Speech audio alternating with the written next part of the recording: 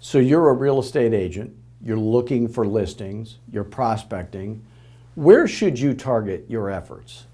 Well, that's simple. You know, when they ask Willie Sutton, why do you rob banks? He said, because that's where the money is.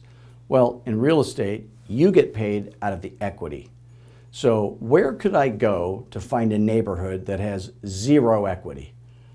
The newer the neighborhood is, the less equity there's going to be, okay?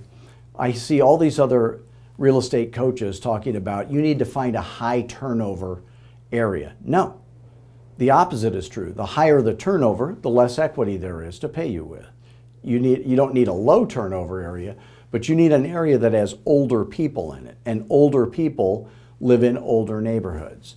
So if you do a little research, the whole neighborhood has to have doubled in value. And I remember when I was a new agent, and I had a lot of what I would call new agent problems, okay? My new agent problems were I couldn't figure out how to get business. I didn't know what to say when I got there. My time management was all messed up. Any of this sound familiar, or is it just me? I think it wasn't just me, probably. But there were some problems I wasn't having that other agents were having. I would have other agents come to me, they'd knock on my door and they'd say, hey, Bob, I can't get people to pay me full commissions. And I'd say, well, I'm always able to get 7%. I never have that problem. I have a lot of other problems, but that wasn't the problem I was having. And then people would come to me and they'd say, geez, I can't get my sellers to price their houses right. And I was thinking, I never have that problem. Now again, I have all these other problems, but I didn't have that problem.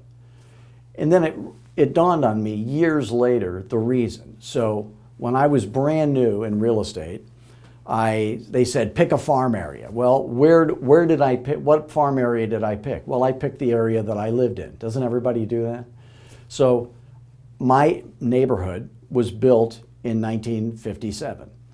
My real estate career starts in 1984. Well, that's 30 years later. All the neighbors in my neighborhood were many of them old original owners that bought that house new. They've paid off the loan completely. So my friends lived in the neighborhood I live in now, which was built in 1980. So it's 1984. The prices literally had been going down for 4 years, from 1980 to 1984, back in those days. So everybody was upside down in their loan. So therefore, they can't get it priced right. They can't get full commissions, and that's the reason why. So you get to pick it. So I'm coming out with a new cologne, okay? It's called Equity. And it smells a little bit like Bengay and mothballs. You know how old people smell? That's what so if you're driving through a neighborhood and you go, is that Bengay and mothballs? That's Equity right there, okay? So that's where you want to focus. So older areas in neighborhoods where the whole neighborhood has doubled in value since it was built, that's about enough equity for you, and that's going to make your life a lot easier. Then, how to get business. Then it's that is part of how to get business, targeting. So if you're having problems with how to get business, usually it is targeting the wrong people, saying the wrong words, and not putting in enough hours. But if you're saying the right words and you're putting in enough hours and you're targeting people with equity, you cannot help but make a lot of money in real estate if you have the right words to say when you show up. So when you show up and you give the Fearless Agent listing presentation, you're going to get the seller to say, hey, he's the guy, she's the one, we're doing business with her. And then you do the Fearless Agent pricing presentation. At the end of that, every seller will beg you to underprice their house right off the bat. You'll be able to charge a full commission. You'll sell every one of your listings for tens of thousands of dollars, in some cases 50s or hundreds of thousands of dollars over fair market value, depending on the price range you're in.